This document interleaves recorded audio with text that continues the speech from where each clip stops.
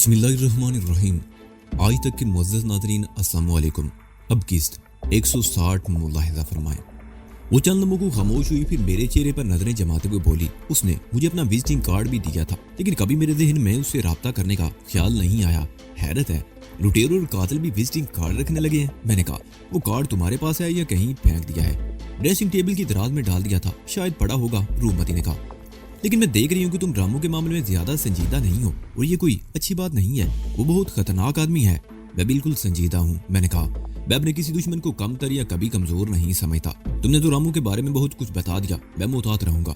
अच्छा, अब मुझे ठाकुर के बारे में बताओ, कितना नुकसान हुआ उसके होटल का, और पकड़ा जाने वाला आदमी कौन है? किसके कहने पर आग लगाई थी? रूपमती ने एक ही सांस में कई सवाल कर डाले। ये बात उन्हें ठाकुर ही ने फोन पर बताई थी कि एक आदमी पकड़ा भी गया था। नुकसान का अंदाजा तो बाद में लगाया जाएगा, वैसे रेस्टोरेंट वाला हिस्सा मुकम्मल तौर पर तबाह हो चुका है, मैंने जवाब दिया। जो आदमी पकड़ा गया था वो इस वक्त पुलिस की तहवील में है। आग लगाए जाने के बाद भी होटल के आसपास बलवंत सिंह के आदमियों की मौजूदगी ये साबित करती है कि आग उसी ने लगवाई थी।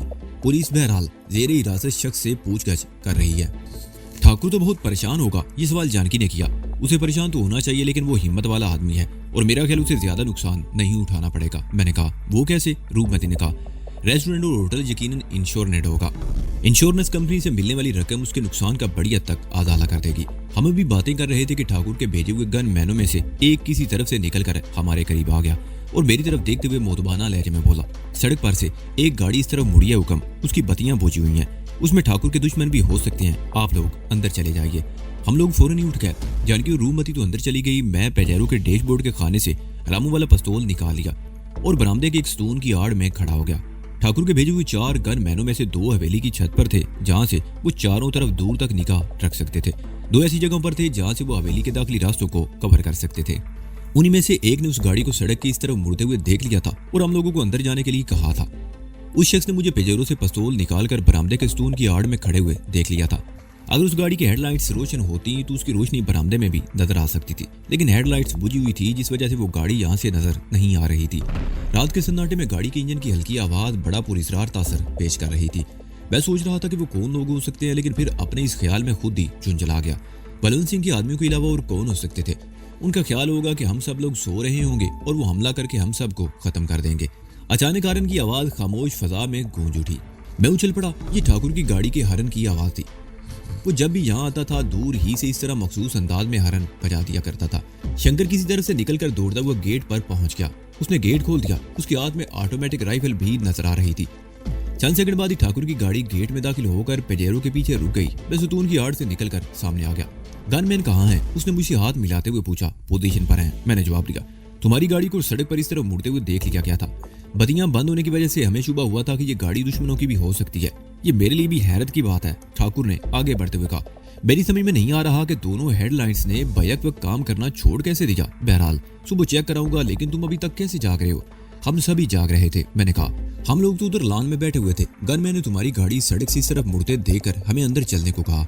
3 बज रहे हैं। रात को देर तक जागना सेहत के लिए अच्छा नहीं होता, ठाकुर ने कहा। अपने बारे में क्या ख्याल है? मैंने कहा। ठाकुर लाजवाब सा होकर रह गया। हम अंदर आ गए। जानकी और रूपमती सामने सोफे पर बैठी हुई थी। वो ठाकुर को देखकर उठ खड़ी हुई और फिर उन दोनों ने ठाकुर पर सवालात की बौछार कर दी। ठाकुर मुस्कुराता हुआ सोफे पर बैठ गया। धीरज धीरज, वो हाथ उठाते हुए बोला। किसी ने मुझसे जल पान का नहीं पूछा और सवालात की बौछार कर दी। जल मैं पिला देती हूँ, पान यहाँ नहीं मिलेगा, अलबत्ता चाय पेश की जा सकती है, रूपमती ने कहा। चलेगी, चाय भी चलेगी, ठाकुर ने मुस्कुराते हुए कहा। होटल का इतना नुकसान होने के बावजूद उसकी जिंदा दिली में कोई फर्क नहीं आया था। रूपमती अपनी जगह से उठी ही थी कि मुंदरी किसी तरफ से निकलकर सामने आ गई। वो किसी कोने में पड़ी सो रही थी और आवाज सुनकर उठ गई। उसकी आंखें सुर्ख थी, बाल बिखरे हुए। आप बैठिए, मैं चाय लाती हूँ। वो बालों का जुड़ा बनाती हुई किचन की तरफ चली गई। 15-20 मिनट में चाय आ गई और फिर उसके साथ ही बातों का सिलसिला भी शुरू हो गया। ठाकुर होटल के नुकसान के बारे में बता रहा था। वेरी सैड, जानकी ने कहा। हमारी दोस्ती तुम लोगों को महंगी पड़ रही है। तुम्हारे होटल को आग लगा दी और आज रात ही रूपमती की गाड़ी का शीशा तोड़ दिया गया। क्या मतलब? ठाकुर बोला। शीशा किसने तोड़ा? और फिर मुझे एक बार फिर रामू वाली कहानी दोहरानी पड़ी। पहले मैं बलवंत सिंह को ज्यादा अहमियत नहीं देता था, लेकिन अब मुझे उसके बारे में संजीदगी से सोचना पड़ेगा, ठाकुर ने कहा। बातों ही बातों में सुबह हो गई। रूपमती और जानकी ऊँगने लगी। मेरी आंखों में नींद का नामो निशान तक नहीं था और कुछ यही कैफियत ठाकुर की भी थी। हम दोनों उठकर बाहर आ गए। धूप अभी नहीं निकली थी। ठंडी हवा के खुशगवार झोंके बड़े भले लग रहे थे। हम धूप निकलने तक वहीं बैठे रहे और फिर अंदर आ गए। ठाकुर भानु सिंह 9 बजे के करीब नाश्ता करके चला गया। मैं काफी देर तक हवेली के पिछले हिस्से में हिरणों और मोरों को देखता रहा, फिर अंदर आ गया। जानकी रूममती लाउंज में सोफों पर आड़ी तिरछी पड़ी सो रही थी। मैं अपने कमरे में आकर बाथरूम में घुस गया। देर तक ठंडे पानी के गुस्ल से मेरी कसलमंदी दूर हो गई। मैं तैयार होकर बाहर निकला और जानकी को जगाकर कमरे में ले आया। मैं सोनिया की तरफ जा रहा हूँ, मैंने कहा। अब जरूरी हो गया है कि हम अपने लिए किसी और ठिकाने का बंदोबस्त कर लें। तुम्हारे पास जो रकम थी कहाँ है वो? उस अलमारी में रखी है, अभी निकाल देती हूँ, जानकी ने कहा और आगे बढ़कर अलमारी खोलने लगी। साथ ही वो बता रही थी कि रूपमती की हवेली से उजरत में निकलते हुए भी वो इस रकम को साथ लाना नहीं भूली थी। ये 60,000 रुपए हैं। वो एक रुमाल में लिपटा हुआ नोटों का बंडल मेरी तरफ बढ़ाते हुए बोली। मैंने बंडल पतलून की जेब में ठोंस लिया। दूसरी जेब में अपने इस्तेमाल के लिए कुछ और रकम भी रखी हुई थी। पस्तौल मैंने टी शर्ट के नीचे पतलून की बेल्ट में उड़स लिया। पांचे के अंदर पिंडली पर खंजर भी बंधा हुआ था। गैर मोहतात तो मैं पहले भी नहीं था, लेकिन गुज़िश्ता रात रामू वगैरह से झड़प के बाद मजीद एहतियात की जरूरत थी। रूपमती ने जो कुछ बताया उसे मैंने मजाक में नहीं डाला था। उस जैसे लोगों को मैं नजरअंदाज नहीं कर सकता था। अगर रूपमती मुझे उसके बारे में इतनी तफसील से ना भी बताती तो मैं इस बात का ध्यान रखता। ऐसे लोगों के बारे में मामूली सी गफलत बाज़ औक़ात नाकाबिले तलाफी नुकसान का बायस बन जाती है। इस वक्त मैंने पेजेरो ले जाना मुनासिब नहीं समझा। हवेली से निकलकर पैदल चलता हुआ मैं सड़क पर आ गया। इत्तफाक से ऑटो रिक्शा मिल गया जिस पर एक आदमी पहले से बैठा हुआ था। आगरा मार्ग के पहले चौराहे पर मैंने ऑटो रिक्शा छोड़ दिया। कुछ दूर पैदल चलता रहा, फिर एक टैक्सी पर बैठकर सूरज पोल गेट से होता हुआ ध्यानदर मार्ग में 4 दरवाजा पहुंच गया और यहाँ टैक्सी छोड़ दी। इस तरह मुझे एक बहुत तवील चक्कर लगाना पड़ा था, लेकिन अब मैं किसी गफलत का मुजाहरा नहीं करना चाहता था और इस मरतबा मैंने अपने ताकुब का पूरा ख्याल रखा था। 4 दरवाजे से मैं एक और टैक्सी पर बैठ गया और सराय ड्यूडी बाजार और हवा महल के सामने से होता हुआ चौड़ा रास्ता न्यू गेट की तरफ आ गया। हवा महल गुलाबी रंगत की इस कदीम और तारीखी इमारत को फन तामीर के लिहाज से शहर की खूबसूरत तरीन इमारत कहा जा सकता है।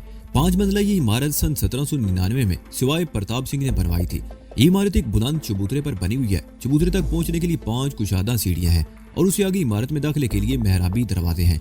लातादाद मेहराबी खिड़कियां हैं जिनमें संगे मरमर की खूबसूरत जालियां लगी हुई हैं। ऊपर से ये इमारत बेदवी शक्ल इख्तियार करती चली जाती है।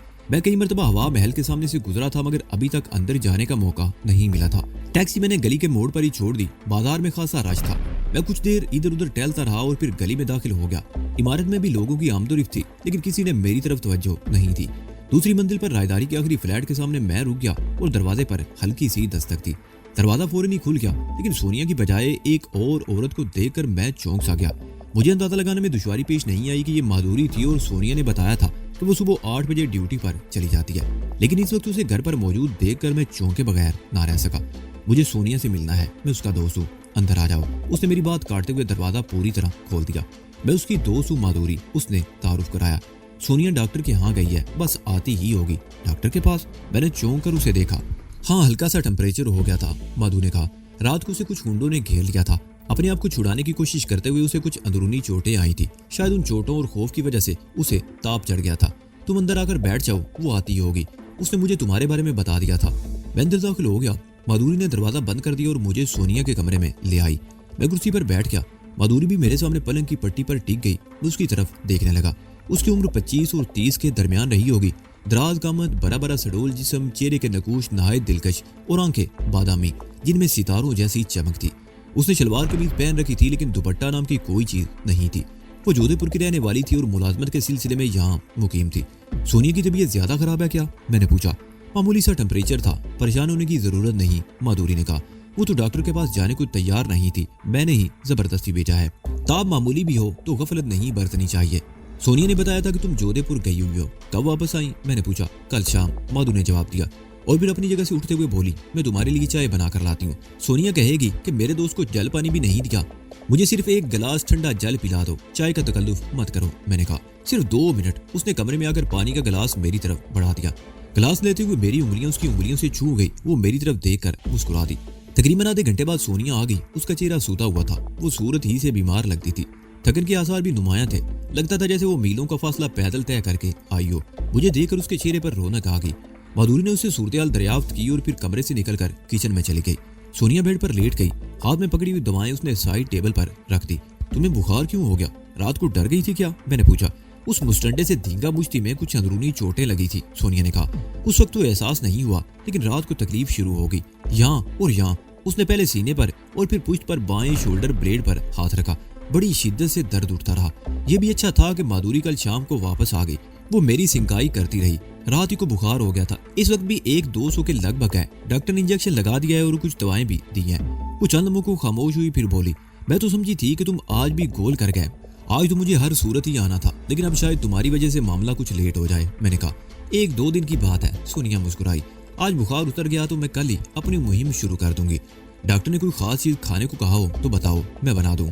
कोई परहेज नहीं, जो पहले खाते थे अब भी वही चलेगा, सोनिया ने मुस्कुराते हुए कहा और बेड की पूछ से टेक लगाकर अपना चाय का कप उठा लिया। चाय पीने तक माधुरी भी वहीं बैठी रही और फिर खाली कप उठाकर किचन की तरफ चली गई। मैंने रुमाल में लिपटा हुआ नोटों का बंडल जेब से निकालकर सोनिया की तरफ बढ़ा दिया। ये 60,000 रुपए हैं। फौरी तौर पर शायद इसे ज्यादा की जरूरत ना पड़े, बाद में मजीद बंदोबस्त कर दूंगा। मैंने कहा, मेरे पास भी बैंक में कुछ रकम महफूज है, काम चला लूंगी। सोनिया ने ये कहते हुए बंडल तकिए के नीचे रख लिया। जानती हूँ जिस गुंडे ने रात को हमें रोका था वो कौन था? मैंने मौजू बदलते हुए कहा। माधु इस वक्त अपने कमरे में जा चुकी थी।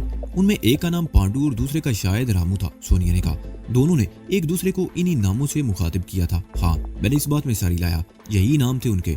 और रामू इस शहर का सबसे ज्यादा खतरनाक गुंडा है, किराए का कातिल। सुना है कि वो अब तक 8 आदमियों को मौत के घाट उतार चुका है। ओह, ये वो रामू है जिसने चंद महीने पहले यहाँ के एक जज को कत्ल किया था? सोनिया ने कहा। उसके चेहरे पर एक रंग सा आकर गुजर गया। वो चंद लम्हे को खामोश हुई, फिर बोली, मैं जिन दिनों यहाँ आई थी उन दिनों उस वारदात का बहुत चर्चा था। अखबारों में भी उस केस के बारे में बाकायदगी से खबरें छपती रहती थी, लेकिन फिर आहिस्ता आहिस्ता लोग भूल गए। हाँ, ये वही रामू है। मैंने कहा, इस मर्तबा ये मेरे पीछे लगा है और बलवंत सिंह ने इसकी खिदमत हासिल की है और मैं तुम्हें बता देना चाहता हूँ कि ये उसका आखिरी असाइनमेंट होगा। इसके बाद वो इस काबिल नहीं रहेगा कि इस इंसान की जिंदगी का चिराग खुल कर सके, बल्कि ये अपने जिस्म पर बैठी हुई मक्खी भी नहीं मार सकेगा। क्या करना चाहते हो? सोनिया ने उलझी हुई नजरों से मुझे देखा। अभी कुछ नहीं, मैंने जवाब दिया। सिर्फ 2-4 दिन की बात है।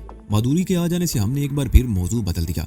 2 बजे के करीब मैं जाने के लिए उठा तो माधुरी ने रोक लिया। वो खाना तैयार कर चुकी थी।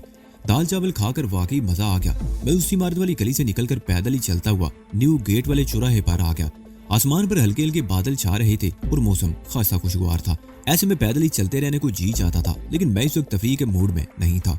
मैं एक जगह रुक कर इधर उधर देखने लगा, लेकिन कोई खाली ऑटो या रिक्शा टैक्सी वगैरह नजर नहीं आई। अलबत्ता उसी वक्त एक साइकिल रिक्शा मेरे करीब आ रुका। एक पारसी जोड़ा रिक्शे से उतरा। मैं फौरन ही रिक्शे पर बैठ गया। कहाँ चलोगे हुक्म? रिक्शा बांध ने मुड़कर मेरी तरफ देखा। स्टेशन रोड, मैंने कहा। रिक्शा बांध ने सीधे होकर हैंडल संभाल ली और पैडल चलाने लगा। वो दुबला पतला सा 1.5 उम्र आदमी था। धोती को लंगोट की तरह बांध रखा था और बहुत मैला सा कुर्ता था जो पसीने में तर था। पैरों में चप्पल या जूता नाम की कोई चीज नहीं थी। वो गुर्बत और इफलास की मुंह बोलती तस्वीर था। मैंने बाजार में मजदूरों को हमाली करते हुए देखा था। वो सुबह से शाम तक मनो बोझ ढोते थे, तब कहीं रात को पेट भरकर खाने को मिलता था और ये इंसानों का बोझ ढो रहा था। ये वो शहर था जहाँ आलीशान हवेलियों और महलों की भरमार थी। ये राजों महाराजों का शहर था जिनके नौकर चाकर भी शानदार हवेलियों में रहते थे और चिमचिमाती कारों में घूमते थे। और दूसरी तरफ ऐसे लोग भी थे जो इंसानों का बोझ ढोकर पेट की आग बुझाते थे। स्टेशन रोड पर विक्रम होटल के सामने मैंने रिक्शा रुकवा लिया और 10 रुपए का नोट जेब से निकालकर रिक्शा बांध के हाथ पर दे दिया। खुला नहीं है हुक्म? उसने नोट को देखते हुए कहा। रख लो, मैंने जवाब दिया और रिक्शे से उतरकर होटल की तरफ चल पड़ा। होटल की बिजली और टेलीफोन लाइन बहाल हो चुकी थी। नीचे रेस्टोरेंट वाले हिस्से में जला हुआ फर्नीचर रखा हुआ था और अंदर सफाई का काम हो रहा था। ठाकुर पहली मंजिल पर होटल के दफ्तर में बैठा हुआ था। दफ्तर में आने के बाद मैंने सबसे पहले जानकी और रूपमती को फोन पर इतला दी कि मैं ठाकुर के पास बैठा हूँ, वो परेशान ना हो। कुछ देर हम बैठे बातें करते रहे, चाय भी पी और फिर ठाकुर मुझे घूम फिर कर होटल दिखाने लगा। वो बहुत शानदार होटल था। यहाँ मेहमानों को हर किस्म की सहूलियत दस्तयाब थी। रेलवे स्टेशन और बस स्टैंड करीब होने की वजह से होटल में मेहमानों की आमदोरफ्त जारी रहती थी और किसी वक्त कोई कमरा खाली नहीं रहता था। लेकिन ठाकुर ने अपने होटल का म्यार बरकरार रखा था। कुर्बाजवार में और भी बड़े बड़े होटल और टूरिस्ट बंगले थे जिनमें 5 स्टार अशोक जे होटल काबिले जिक्र था। विक्रम होटल में 5 स्टार होटल जैसी सहूलतें न होने के बावजूद उसका म्यार आसपास अपनी कैटेगरी के होटलों और टूरिस्ट बंगलों से बेहतर था और यही वजह थी कि बड़े बड़े लोग इसी होटल को तरजीह देते थे। रात का खाना मैंने ठाकुर के साथ होटल में खाया और फिर रात 10 बजे के करीब हम हवेली जाने के लिए वहां से रवाना हो गए। मौसम इस वक्त कुछ और ज्यादा खुशगवार हो गया था और गालबन मौसम का मजा लेने के लिए ही ठाकुर ने इस वक्त कार की बजाय बगैर हुड की जीप को तरजीह दी। ठाकुर ने स्टीयरिंग संभाल लिया। मैं उसके साथ वाली सीट पर बैठा और पिछली सीट पर ठाकुर का एक मुहाफिज बैठ गया जिसके बेल्ट पर होलिस्टर के फ्लिप से रिवॉल्वर का दस्ता झांक रहा था। जीप रेलवे स्टेशन के करीब से बाईं तरफ मुड़ गई और रेलवे लाइन के साथ साथ कई किलोमीटर का फासला तय करके जमुना लाल बाजार मार्ग की तरफ मुड़ गई। ठाकुर की रिहाइश हवेली बुनवानी सिंह मार्ग में थी और वो कुछ देर के लिए वहां जाना चाहता था। भगवान दास रोड पर सेक्रेटेरिएट की वसी इमारत से आगे निकलते ही पीछे से आने वाली एक और जीप तेजी से हमारे बराबर पहुंच गई। ये भी बगैर हुड की जीप थी और उसमें 4 आदमी बैठे हुए थे। और ड्राइवर के साथ वाली जीप पर रामू को देखकर मैं उछल पड़ा। उसकी नाक पर बैंडेज लगी हुई थी। पिछली 2 सीट पर 2 आदमी बैठे हुए थे। उन दोनों के हाथों में पिस्तौल थे। उनमें से एक ने गोली चला दी। एक जोरदार धमाका हुआ। गोली जीप को रोकने के लिए टायर पर चलाई गई थी और टायर एक धमाके से फट गया था। जीप लटखड़ाकर सड़क से उतर गई और लहराती हुई एक कंपाउंड वाल से टकराकर रुक गई। हमारी जीप पर पीछे बैठा हुआ गनमैन झटका लगने से दूसरी सीट पर गिरा, लेकिन वो न सिर्फ हैरत अंगेज फुर्ती का मुजाहरा करते हुए संभल गया, बल्कि उसने होलिस्टर से रिवॉल्वर निकालकर गोली भी चला दी। रामू वाली जीप अगरचे कई गज आगे निकल चुकी थी, लेकिन हमारे गार्ड की गोली जाया नहीं गई। रामू की जीप की पिछली सीटों पर बैठे हुए 2 आदमियों में से एक चीखता हुआ उछला और जीप से नीचे गिर गया। रामू की जीप तकरीबन 100 गज आगे जाकर रुक गई और रामू और उसके दूसरे साथी चीखते हुए हमारी तरफ दौड़े। रामू के हाथ में आगे से खम खाए हुए ब्लेड का तीगा था जो स्ट्रीट लैंप की रोशनी में चमक रहा था, जबकि उसका एक साथी पिस्तौल से फायरिंग कर रहा था। बेनू ठाकुर ने भैया को जीप से छलांग लगा दी। जिस दीवार से हमारी जीप टकरा कर रुकी थी वो 4 फुट से ज्यादा ऊंची नहीं थी। उसकी दूसरी तरफ वसी और अरीज लान था और उस दीवार से तकरीबन 200 गज के फासले पर सेक्रेटेरिएट की इमारत थी। दीवार के अंदर की तरफ मोर, पंख और इसी किस्म के पौधे थे। ठाकुर का गनमैन अभी जीप ही में बैठा हुआ था। उसने जवाबी फायर करते हुए जीप की पिछली तरफ छलांग लगा दी। उसके साथ ही फायर की आवाज और उसकी चीख भी गूंज उठी। उसे शायद गोली लगी थी और वो जीप की पिछली तरफ गिर गया था। क्या हुआ राजमल? ठाकुर ने चीख कर पूछा। बाजू में गोली लगी है हुक्म, मुहाफिज ने चीखते हुए जवाब दिया। आप फिक्र मत करो और यहाँ से निकल जाओ, मैं इसको रोकता हूँ। हिम्मत सिंह, तुम उस तरफ जाओ और मैं इस तरफ जाने की कोशिश करता हूँ। ठाकुर ने मेरे कान के करीब सरगोशी की और दीवार के साथ साथ दूसरी तरफ जाने लगा। मैं मुखालिफ समय में रेंगता चला गया। उसके साथ ही मैंने जेब से पिस्तौल निकाल दिया। चंद गज आगे जाकर मैंने दीवार के ऊपर से झांका। रामू का एक साथी फायरिंग करता हुआ हमारी जीप के करीब पहुंच चुका था, जबकि रामू ने दीवार पर चढ़कर अंदर की तरफ छलांग लगा दी। मैंने तेजी से रुख बदलकर फायर झोंक दिया। गोली गुंजान पौधों की शाखों में उलझ कर रह गई और रामू पौधों के पीछे कहीं गायब हो गया। उस सड़क पर ज्यादातर दफातर थे। शाम 7 बजे के बाद इस तरफ ट्रैफिक कम हो जाता और इत्तफाक से इस वक्त वो सड़क दोनों तरफ से दूर दूर तक सुनसान थी। सड़क पर बिजली के खंभे भी दूर दूर थे। सड़क पर बहरहाल कुछ रोशनी थी, लेकिन दीवार के अंदर की तरफ अंधेरा था। रामू का साथी हमारी जीप के करीब पहुंच चुका था और फिर राजमल ने जीप की आड़ से निकलकर उस पर छलांग लगा दी और दूसरे शख्स को अपने साथ लेता हुआ जमीन पर गिर गया और वो दोनों एक दूसरे से गुथम-गुथा हो गए। रामू का दूसरा साथी भी दौड़ता हुआ दीवार के करीब पहुंच गया था। उसके हाथ में पकड़ा हुआ खंजर स्ट्रीट लाइट की रोशनी में चमक रहा था। ठाकुर ने दीवार पर चढ़कर उस पर छलांग लगा दी और उसे जमीन पर गिरा कर रगीदने लगा। अपने पीछे पौधों में आहट पाकर मैं तेजी से मुड़ा, लेकिन मुझे देर हो गई। वो हेवला मेरे ऊपर आ रहा था। मैंने पिस्तौल का ट्रैगर दबा दिया, लेकिन उसी लम्हे मेरे हाथ पर ठोकर लगी। पिस्तौल से निकली हुई गोली तो न जाने किस तरफ चली गई, अलबत्ता पिस्तौल भी मेरे हाथ से छूटकर पौधों में गिर गया। वो हेवला इस तरह मेरे ऊपर आया जैसे बुल टेरियर कुत्ता अपने शिकार पर छलांग लगाता है। वो रामू था। उसके हाथ में तीगे की चमक बिजली के कूदे की तरह लहराई और उसका हाथ जैसे ही नीचे आया मैंने दोनों हाथों से उसकी कलाई पकड़ ली। तीगे का ब्लेड तकरीबन 8 इंच लंबा था जो लम्हा बलम्हा मेरे सीने की तरफ झुक रहा था। रामू में गैंडे की ताकत थी। कल रात उसे मेरे हाथों जिक उठानी पड़ी थी। इंतकाम के जज्बे ने भी उसे वैशी बना दिया था। वो इस वक्त अपनी ताकत का भरपूर मुजाहरा कर रहा था। उसके हल्क से बेड़िए जैसी गुर्राटें निकल रही थी। मैं भी उसका हाथ मोड़ने के लिए पूरी कुव्वत इस्तेमाल कर रहा था और फिर मैंने एक हाथ उसकी कलाई से हटाकर हथेली से उसकी जख्मी नाक पर जोरदार वार कर दिया। मेरा यह हरबा कामयाब रहा। उसके मुंह से हल्की सी चीख निकल गई। मुझे मौका मिल गया और मैंने उसे पूरी कुव्वत से एक तरफ धकेल दिया। वो फुर्ती से उठ खड़ा हुआ। रामू ने भी उठने में देर नहीं लगाई। इस मर्तबा मैंने हमला करने में पहल करने की कोशिश की, मगर मेरा पैर पौधों में उलझ गया। मैं अपना तवाज़ुन बरकरार ना रख सका और पुश्त के बल गिरा। मेरा पैर एक पत्थर से टकराया और इससे पहले कि मैं समझ सकता रामू ने मेरे ऊपर छलांग लगा दी। उसका चमकता हुआ तीगा बिजली के कूंदे की तरह मेरे सीने की तरफ लपका। मेरे सीने और तीगे की नोक में फासला बल्कि रोग ही तेजी से कम हो रहा था और कोई लम्हा जाता कि तीगा मेरे सीने में पैवुस हो जाता। मेरी आंखों के सामने अंधेरा बढ़ता जा रहा था। मेरी जिंदगी और मौत के दरमियान फासला लम्हा बलम्हा कम होता जा रहा था। आंखों के सामने अंधेरा गहरा होने लगा। मैं मुंतजिर था। तेजदार तीगा किसी भी लम्हे मेरे सीने में पैवुस हो सकता था, लेकिन फिर अचानक मेरे दिमाग में रोशनी का एक जबरदस्त चमकावा हुआ, जैसे आसमानी बिजली कूद गई हो। उसके साथ ही पूरे बदन में बरकी लहरें फैलती हुई महसूस हुई। मेरे पेट में ठीक नाव की जगह पर आग सी भड़क उठी। बड़ी शदीद खोलन हो रही थी और फिर यूं लगा जैसे खोलता हुआ लावा मेरे सीने में फैलता जा रहा हो। मेरी आंखें खुद ब खुद खुल गई। अंधेरा कम हो गया। चंद में पहले मैं मौत के झटके का मुंतजिर था, लेकिन अब मेरी तमाम तवानाइयां ऊद कर आ गई थी। मैं अपने आप में एक नई कुव्वत महसूस करने लगा। मेरे पूरे जिस्म में बरकी लहरें सी कूद रही थी। मेरा दायां हाथ अचानक ही हरकत में आया और मैंने रामू की कलाई थाम ली। तीगे की नोक मेरे सीने से सिर्फ 1.5-2 इंच के फासले पर रुक गई। ये सूरत बयान करने में तो यकीनन वक्त लगा है, लेकिन जो कुछ भी हुआ था पलक झपकने की देर में हो गया था।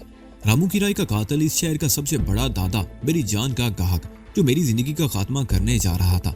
इस सूरत पर चौंक गया। एक लम्हा पहले तक उसके ज़हन में यकीनन ये बात थी कि तेगे की एक ही वार से मेरे जीवन यानी जिंदगी का अंत कर देगा। वो मुझे आसान तरीन शिकार समझा था। वो तो इस बात का मुंतजिर था कि उसका तेगा मेरे खून से अपनी प्यास बुझाने वाला है, लेकिन इस बदली हुई सूरत हाल ने उसे बड़ा मायूस किया। उसकी आंखों में एक लम्हे को उलझन के तासरात उभर आए, लेकिन अगले ही लम्हे उसके चेहरे पर दरिंदगी के तासरात उभर आए। उसकी हालत खूनख्वार दरिंदों की सी थी जिसके हाथ से उसका शिकार निकला जा रहा हो। रामू तेगे की नोक मेरे सीने में गाड़ने की कोशिश में अपनी तमाम तर कुव्वत को बरवेकार ला रहा था। उसके चेहरे पर शदीद तनाव था, गर्दन की रगें तक फूल गई थी। तेगे की नोक मेरे सीने से आहिस्ता आहिस्ता परे हटने लगी। मैंने सिर्फ एक हाथ से उसकी कलाई थाम रखी थी, दूसरा बाजू मुड़कर मेरे अपने जिस्म के नीचे दबा हुआ था। रामू मुझे मौत के घाट उतारने के लिए अपनी पूरी ताकत इस्तेमाल कर रहा था, लेकिन इस समय वो बेबस होकर रह गया। खंजर मेरे सीने से दूर हटता गया और फिर मैंने अपने जिस्म को जरा सी हरकत देकर नीचे दबा हुआ अपना दूसरा बाजू सीधा कर लिया। उंगलियों की एक जोरदार हरकत दी और फिर जोरदार पंच उसके जबड़े पर रसीद कर दिया। उसके मुंह से हल्की सी कराह निकली, लेकिन शायद इस पंच का उसने ज्यादा असर नहीं लिया, लेकिन दूसरे पंच ने उसे चीखने पर मजबूर कर दिया। मैं भी उसके नीचे दबा हुआ था। मैं आहिस्ता आहिस्ता अपनी दोनों टांगें समेटने लगा। मुझे नाकामी नहीं हुई। मेरे दोनों पैर उसके पेट पर पड़ गए और मैं अपनी पूरी कुव्वत को टांगों में समेट कर आहिस्ता आहिस्ता ऊपर उठाने लगा। रामू मेरे पैरों पर मेरे जिस्म से तकरीबन 1 फुट ऊपर उठ गया। उसके तेगे वाली कलाई अब भी मेरी गिरफ्त में थी। उसने दूसरे हाथ से मेरे सर पर घूंसे मारने की कोशिश की, मगर मैंने दूसरे हाथ से उसका वो हाथ भी पकड़ लिया। अब रामू पूरी तरह मेरे कब्जे में था। मैं उसे तकरीबन 1.5 फुट ऊपर उठा लिया और भरपूर कुव्वत से उसे ऊपर उछाल दिया। वो बद की आवाज से क्यारी में गिरा। उसके मुंह से हल्की सी चीख निकल गई। रामू से निजात मिलते ही मैं उठकर खड़ा हो गया। रामू ने भी उठने में देर नहीं लगाई। वो एक बार फिर मेरे सामने खड़ा हाथ आगे को निकाले तेगे को मखसूस अंदाज में हरकत दे रहा था। उसके चेहरे पर शदीद उलझन के तासरात नुमाया थे। वो शायद इस बात पर हैरान था कि मैं उसकी इस हमले से बच कैसे गया था। उसका ये यकीनन हमला बहुत ही खतरनाक था और इस वक्त मैं जिस तकलीफ से दो चार था उसके पीछे नजर तो मुझे उस वक्त खाको खून में लूटते हुए नजर आना चाहिए था, लेकिन मैं चट्टान की तरह उसके सामने खड़ा था और ये सब मेरे अंदर पुरस्रार ची की कुव्वत का कमाल था। ची, वो पुरस्रार कुव्वत जो मैंने बड़ी तपस्या के बाद हासिल की थी और इस समय बर वक्त मेरी मदद को पहुंच गई थी। आगे को बढ़े हुए हाथ को आहिस्ता आहिस्ता हरकत देते हुए रामू ने अचानक ही हाथ सर से बुलंद किया। तेगे की चमक आसमानी बिजली के कूंदे की तरह लहराई। मेरे हाथ उससे भी ज्यादा तेजी से हरकत में आ गए थे। मैंने उस हमले से बचने के लिए नाइफ हैंड डिफेंस की टेक्निक इस्तेमाल करने का फैसला किया और यह फैसला बरकी रूह से भी ज्यादा तेजी से हुआ था। मार्शल आर्ट्स की कड़ी रियादत जहां बदन में चौकसी पैदा करती है, वहां दिमागी सलाहियतों को भी सीकल करती है और मार्शल आर्टिस्ट यानी ज़हनी तौर पर इस कदर चाको जो बंद होता है उसे फौरी तौर पर कोई दुरुस्त फैसला करने में कोई दुश्वारी पेश नहीं आती और यही सलाहियतें हरीफ पर बर्तरी हासिल करने में अहम किरदार अदा करती हैं। मेरे दोनों बाजू एक दूसरे को क्रॉस करते हुए सामने आ गए। रामू का वार मैंने अपनी कलाइयों के बीच में रोका और बड़ी फुर्ती से दोनों हाथों की मुट्ठियां भेज कर उन्हें पुश की तरफ से आपस में मिला लिया। रामू की कलाई मेरी कलाइयों की शिकंजे में फंस गई थी। अपना ये वार भी नाकाम होते देखकर रामू की आंखों में एक बार फिर शदीद उलझन उभर आई। वो अपनी कलाई छुड़ाने की कोशिश करने लगा, मगर ये वो शिकंजा था जिसमें ज्यादा जोर आजमाई से उसकी कलाई की हड्डी तो टूट सकती थी मगर आजाद नहीं हो सकती थी। मैं जमीन पर पैर जमाए अपनी जगह पर इत्मीनान से खड़ा रहा। इस वक्त मेरी तमाम तर कुव्वत बाहों में समट आई थी। मैंने कलाइयों के शिकंजे को जरा और कस दिया। रामू करा रहा था। उसकी आंखों में अब वहशत सी भर गई थी। वो अपनी कलाई छुड़ाने के लिए पूरी ताकत इस्तेमाल कर रहा था। उसका पूरा जिस्म भी मुतहर्रक था। वो जाविये बदल बदल कर जोर आजमाई कर रहा था, मगर उसे अपने मकसद में कामयाबी हो ही नहीं रही थी। मैंने अपनी कलाइयों की शिकंजे कुछ और कस दिए। रामू करा उठा। उसके चेहरे पर करब व एजियत के तासरात नमूदार होने लगे और फिर तेगे के दस्ते पर उसकी गिरफ्त ढीली पड़ गई। उंगलियां खुलती चली गई और तेगा उसके हाथ से निकलकर मेरे पैरों के करीब कच्ची जमीन में गड़ गया। मैंने अचानक ही एक झटके से अपनी कलाइयों का शिकंजा खोल दिया। रामू लड़खड़ाकर 2 कदम पीछे हटा और दोहरा होकर दूसरे हाथ से अपनी मजरूब कलाई सहलाने लगा। उसके चेहरे पर अब भी करब के तासरात नुमाया थे और फिर अचानक वो सीधा होकर मेरी तरफ लपका।